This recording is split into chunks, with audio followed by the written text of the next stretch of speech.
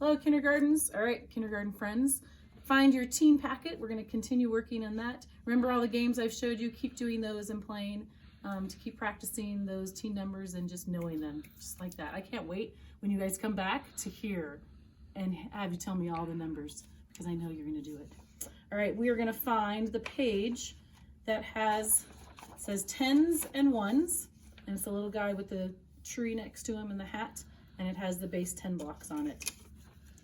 So if you don't, which you probably don't at home, have base 10 blocks, which are these, I borrowed first grades.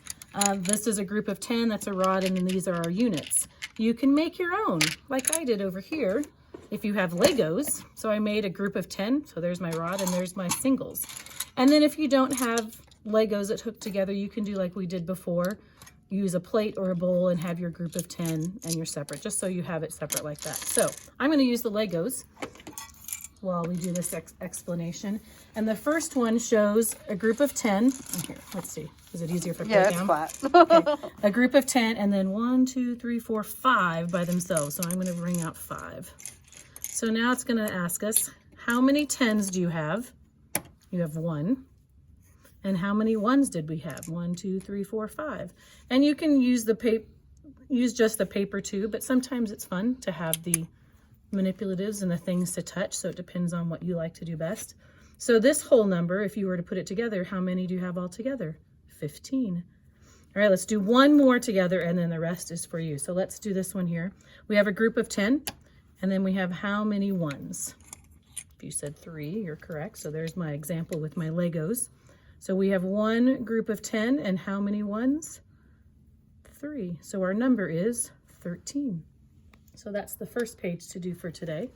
The second one, I'm going to put those away, because now it's going to involve a 10 frame. And you can make 10 frames at home using a piece of paper and Legos. You can fill it. So if I were to have this, a 10 frame that was drawn, I could put Legos in each spot. I have magnets, so yay for me. But you can definitely try whatever you'd want. So I'm going to fill the first one up with 10. I'm going to do red for up on top, because we know we're always going to start with 10 because we're doing team numbers. One more. All right, so there's our group of 10. So now we're ready to get started. So it says, I can draw extra dots on the 10 frame to match the number. So let's say the numbers first as we get started.